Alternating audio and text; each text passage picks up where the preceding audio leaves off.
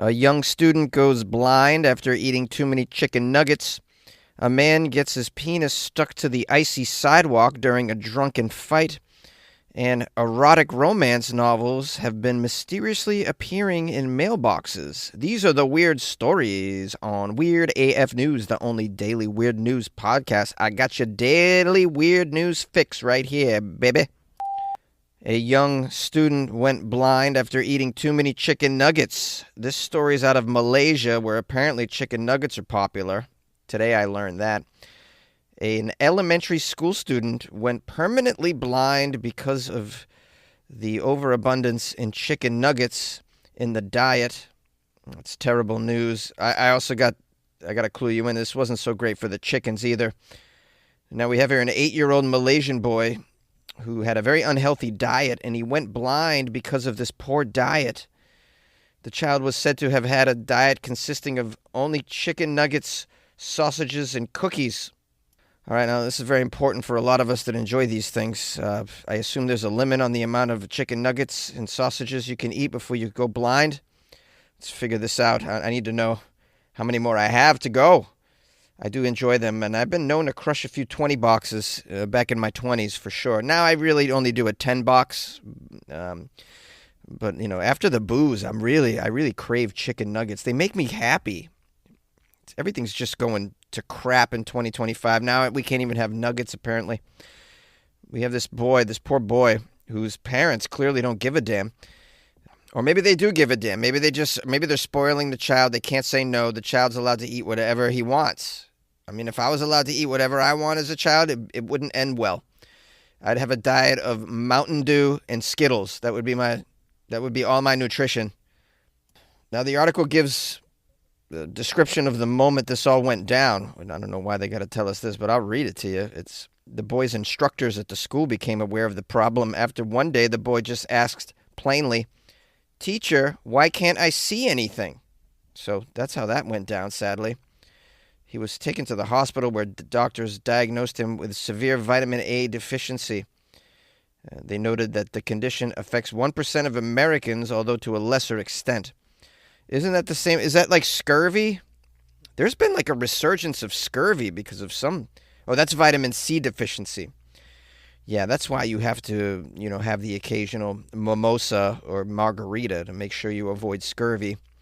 And it's always good to have veggies in your diet. So if you're going to eat a diet heavy on the nuggets, I recommend occasionally dipping them in ketchup because you want to get those veggies in there too. This is just my advice. I'm not a doctor. Now, these doctors over in Malaysia that saw the child said he's likely suffering from optic atrophy. This is a condition that happens because of long-term damage to optic nerve fibers from many different causes. And this can lead to irreversible issues with vision, including blindness. How scary is this? The doctor here gave some symptoms of vitamin A deficiency. If you see any of these symptoms, make sure you get some vitamin A. And I don't even know where vitamin A comes from. Anybody know where you get A? I think it's, is that carrots? Here are some of the symptoms that you might need vitamin A. Dry eyes, gray spots on the whites of your eyes, difficulty seeing in the dark, the inability to produce tears. Oh, I suffer from that last one for sure. I ran out of tears in 2021. Anybody else run out of tears? I don't think it's from a deficiency in vitamin A. I think it's just the world just beat me down to the point where I just have no more tears. Now, thankfully, the doctor gives some ways to prevent vitamin A deficiency. Okay, so we got to make sure we have these in our diets, guys. Green veggies, orange and yellow, such as carrots, pumpkin, sweet potatoes, and squash. I love the orange and yellow veggies, by the way. I love pumpkin. I love sweet potato. I love squash. Carrots are pretty good. Orange and yellow fruits. Oranges, mangoes, yum, cantaloupe, papayas. I love all of that. Dairy products, liver, beef, and chicken, certain types of fish. Eggs, which I don't know if you guys know where to get eggs right now. But I'll tell you, I would do anything for a dozen of eggs. And I mean anything. Also, if necessary, it says take a vitamin A supplement. Now, the article says that vitamin A deficiency is pretty rare in the United States, despite our terrible diet, which is mostly salty, processed crapola, pardon my language. The deficiency is rare in the U.S. It is the leading cause, though, of blindness in children around the world. In fact, last year in October, a 12-year-old boy from Massachusetts went blind due to similar circumstances. Well, I was unaware of that case. I mean, this mostly comes down to parental negligence, really, when you break it down to the brass tacks, as my buddy Mark used to say. Let's get down to the brass tacks. Which I was never kind of sure what that meant. I think it means let's get down to the nitty grit. I want to tell you, well, you ain't. So the Beastie Boys use nitty grit, but my buddy Mark used the brass tacks. Let's get down to the brass tacks. It comes down to parental negligence, and unfortunately, you got stupid parents procreating all over the place, mostly in Florida. And then, you think they got multivitamins in Florida? Hell no. They don't know what that is. A man gets his penis stuck to an icy sidewalk while drunk. This is the old drunken triple dog dare. You guys know the one. The double dog dare is to put your tongue on the icy pole, like in the Christmas movie. But this is the triple dog, where you take it out and stick it to a sidewalk when it's below zero. I'm making this up, by the way. This is not. Don't quote me on this. We have here one unlucky individual who got into a drunken fight outside a bar in Alberta, Canada, and it ended with his pants down and the emergency services arriving. Photos were taken. How embarrassing! Imagine. The rest of your life, you have to work to suppress these photos of you with your pants down and your penis stuck to an icy sidewalk, I'd imagine. It's a lot of money going into PR at that point. Photos were taken by a fellow patron of the bar, which showed a man who appeared to have gotten his penis stuck to the icy sidewalk following an inebriated fight. We love that word, inebriated. We're going to keep using it. The article says it's unclear how the fight reached the point that his privates became public, but it was bad enough that he required help from first responders. Well, I'll tell you, it's three things that could have happened that have had his private parts in public. The first one is he took it out himself, which is a bold move. If you're about to fight somebody and you take your junk out in the icy cold. But, maybe he thought that would scare the assailant away, or the opponent away, rather. Number two, the other fighter took it out, which, this person should face extra criminal charges at that point, I'd imagine. And number three, which might be a fantasy. I don't know if it exists, but can you beat someone so bad that their junk just falls out of their pants? I don't know. That might be something we could look into, though. I'm completely baffled that just anyone can fight in below zero Canadian temperatures in January. I can't do anything when it's cold like this. I don't even want to leave the house. And when I'm outside, I'm shivering. I just want to be indoors. I don't want to do anything. Like the idea of even showing my bare hands, like they're staying in my pocket, bro. It's minus 15. They're staying in my pocket.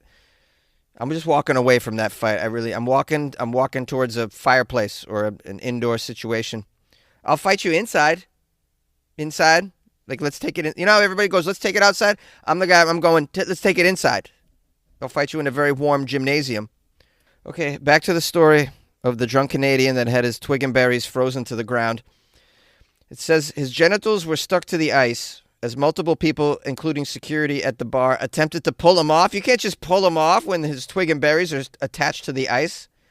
You have to pour hot water around the air. No, I don't even know if that would be great.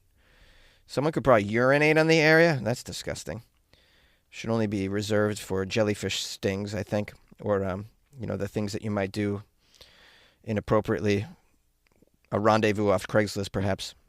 I'm going off the rails here. The photos were published by TMZ, so a lot of people are going to see this, including his family, I'd imagine. This is going to be the butt of many a joke for the rest of his life, this poor guy. Now, it says the authorities have confirmed that this incident did occur. There is photo evidence of it. It happened outside of the East Village Pub and Eatery in Fort McMurray. The fight started inside the venue, was later taken outside the venue, during which the unfortunate man's pants fell down. That's what they're saying happened. First responders were eventually able to get the man's penis unstuck from the icy ground, but he was arrested for his involvement with the fight. I think you got to let him go at that point, right? You got to feel bad for this guy. Just call this a mulligan. Everybody, you guys can have it. It can be a do-over. Why don't you guys meet in 3 weeks and fight indoors? That's how I think they should handle it. It says he actually didn't sustain any serious injuries despite this, and he wasn't charged following his arrest. Okay, good. Police did not share what he was arrested for. Well, obviously fighting, right? Or is it public indecent exposure? That's not his fault if his pants fall down during a fight, you know. You don't flag an NFL player if his pants fall down while he's being tackled, do you? Why do I have to compare everything to football? I don't know. I think football is life. Well, that's the end of the story. There's no other information in this article. They don't even interview the guy who was fighting him, his opponent. You would think you'd want to hear from that guy and find out what he was thinking. Yeah, because you're rolling around on the ground and all of a sudden their junk is out. Was the guy like, I don't know, I thought he was trying to make sweet love to me, which is weird because we were fighting. And then I was like, thankfully his junk is stuck to the ground, so now he can't make sweet love to me anymore. I heard that he's not permanently injured, which is nice. So he's probably very sore, though. He should probably put some ice on that. Save on Cox Internet when you add Cox Mobile and get fiber-powered internet at home and unbeatable 5G reliability on the go. So whether you're playing a game at home, yes, cool, or attending one live, you can do more without spending more. Learn how to save at cox.com/internet. Cox Internet is connected to the premises via coaxial cable. Cox Mobile runs on the network with unbeatable 5G reliability as measured by Ookla LLC in the U.S. 2H 2023. Results may vary, not an endorsement. Other restrictions apply. Let's rock. A mystery person is leaving erotic literature in mailboxes in a community in New Zealand. Mystery and intrigue is rippling through a Lower Hutt community where random mailboxes have been stuffed with romantic, a.k.a. erotic, a.k.a. smutty literature over the past week. Erotica and romance, also known as smut, has been soaring in popularity, they say, amongst Generation Z. But the books being delivered to these mailboxes, from Eastbourne to Lowry Bay, are no modern reads. They appear to be novels from the 80s, such as Love Storm by Barbara Benedict, in which the protagonist is stripped of her pride by a dashing rogue and learns the sweet fury of passion's tempest. I love that they give a description of one of the novels right up top. This is great. Just in case you weren't sure what you were dealing with here, we got some old school erotica from the 80s, so, you know, everybody's hairy in these novels. And frankly, I find this to be very, very disgusting. And how do I sign up for this subscription service, please? I would love to get this stuff in my mailbox. All I get is bills, useless coupons from local places I don't even shop at. Bunch of nefarious solicitations. Do you guys get nefarious solicitations? Say that 5 times fast. Ready? Let's do it together. We're going to say it 5 times fast. Nefarious solicitations. Ready? On 3. 1, 2, 3. Nefarious solicitations. Nefarious solicitations. Nefarious solicitations. Nefarious solicitations. Nefarious solicitations. Pretty good, guys. I think I nailed that. Did the host of this podcast just say something 5 times fast and do it with me in the middle of a news segment? Yes, I did, but it's my podcast. I can do whatever the hell I want. Okay, back into this silly news. Let's find out who this person is that's dropping off this erotica in people's mailboxes. In other words, doing God's work. It says, recipients of this smut dropper's kindness have been throwing around theories about why they've been sharing the love. They don't know who it is. Here's a quote from Dawn. She found some smut in her mailbox. Dawn found some naughty, naughty literature. Ooh, who brought this naughty literature? My bad mail carrier, perhaps?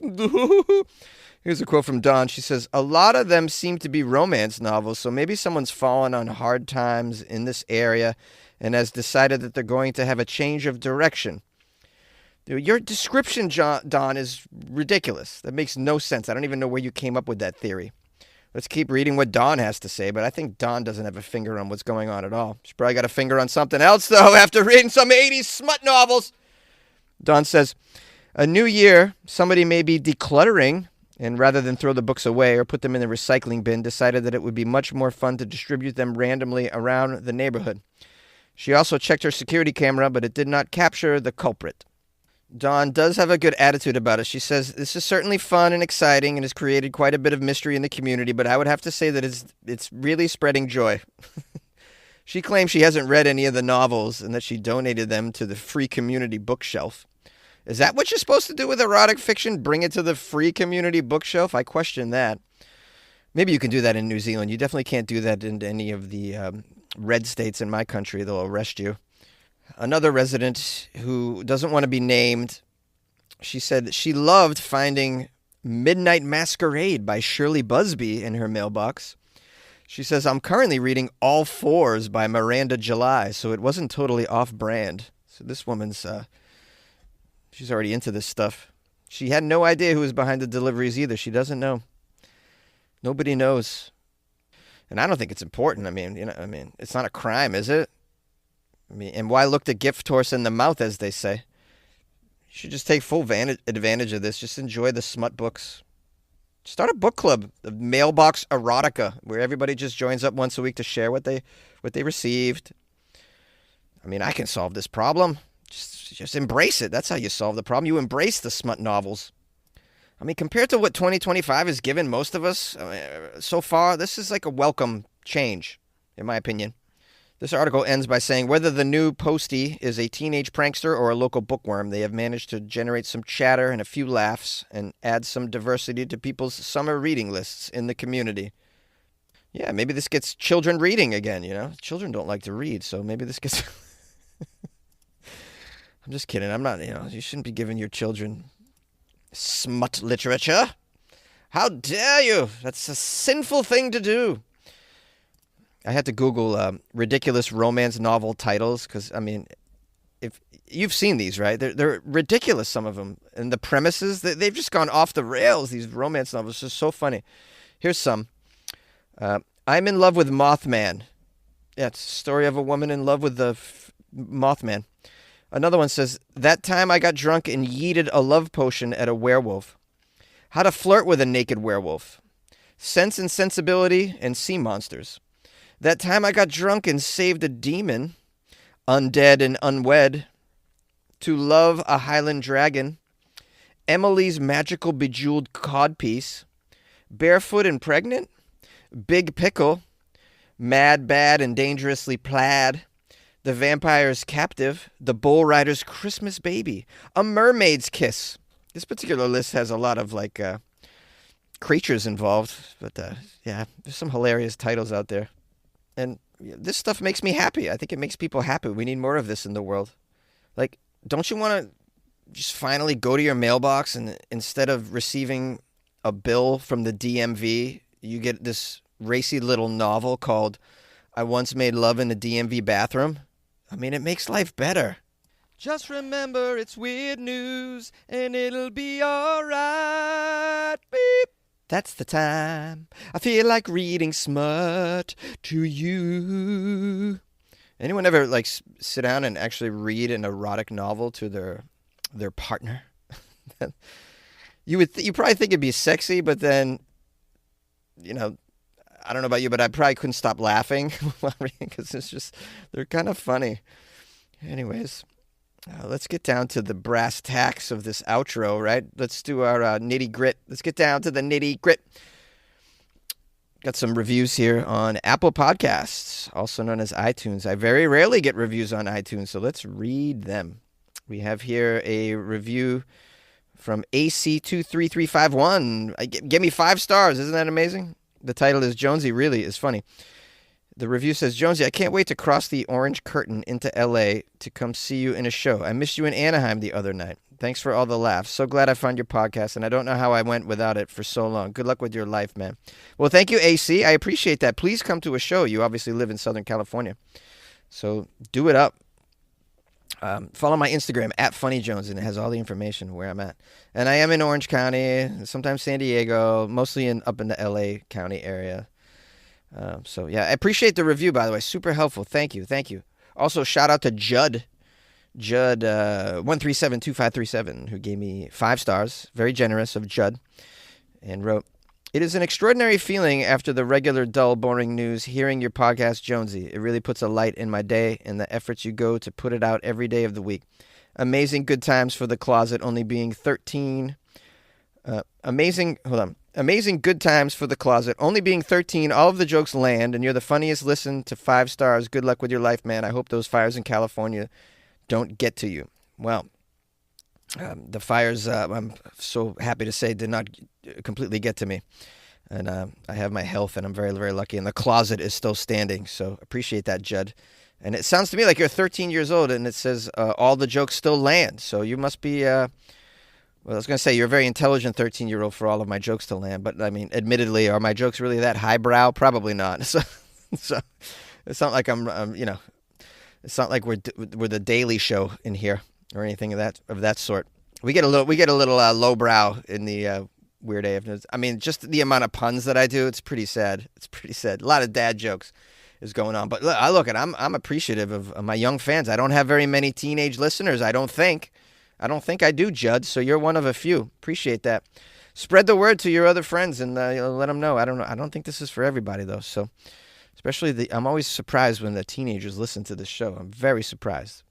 But we got to give a shout out to Judd for not only listening and enjoying it and being a loyal listener, but taking the time to write a review. I mean, that's really, really helpful for the podcast when you write a review. And you can do so on Apple Podcasts, which is known as iTunes, and Amazon as well. There's some other places I don't really know about it, but I'm sure there's other places. On Spotify, you can only give stars. So if you could give me 5 stars, anyone listening, that only takes a second to do. Don't need to write anything, and I don't think you can. So there's that. That's really, really helpful. Anyways, appreciate you all. If you want to email me a story or something that you think is appropriate for the show this week, it's funnyjones@gmail.com.